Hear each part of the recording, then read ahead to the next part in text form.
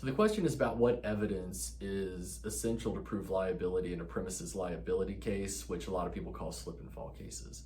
And they're not always slip and fall cases. A premises liability case can be all different types of injuries. And the idea is when you're on a certain premises and those premises have some type of defect on them that causes you to be hurt, then they're responsible. And it could be a slip and fall, or it could be in the Cincinnati area. There was a case, several years ago now, where a woman's just walking down the street and crumbling brick masonry falls off a building and hits her in the head. That's premises liability too. And that was a terrible case. She was horribly injured. So what evidence do we need?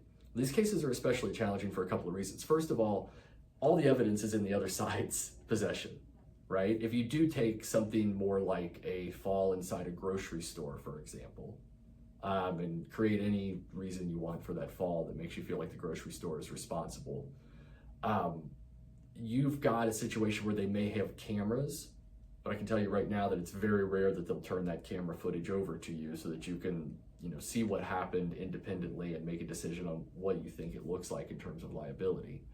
They may have filled out an incident report. Very often they won't turn over that incident report to you. They may have had different employees witness what happened. They won't make those employees available for you to talk to so that you can figure out what happened.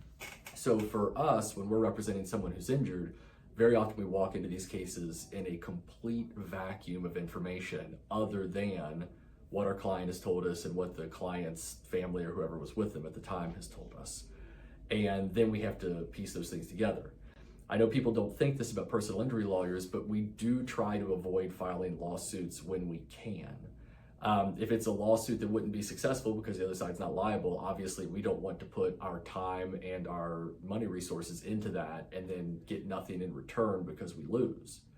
On the other hand, even if it's a case that we can successfully win, usually our clients value us resolving the case efficiently, as well as for an amount of money that compensates them for what they lost. And if we have to file that case in court, it's going to be much longer and much less efficiently done. So we only file when we have to. And one of the frustrations I have is, if I contact one of the, say, department stores or grocery stores in the area and I say, hey, I've been hired to investigate this. We know this happened on the property on this date. Ambulance took the person away. Can you give me an incident report, any video footage that you have? They shut me down. They say, no, we're not going to give you anything. And the only way I can get it at that point is if I file the lawsuit and then subpoena the information through a court.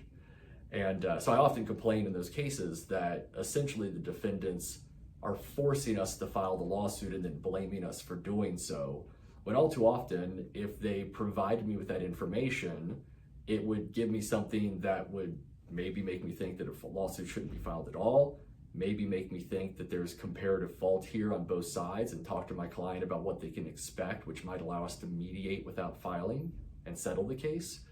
And unfortunately, the department stores, the grocery stores, they don't all see it that way. And so they wind up waving the red flag at us and we have no choice but to charge.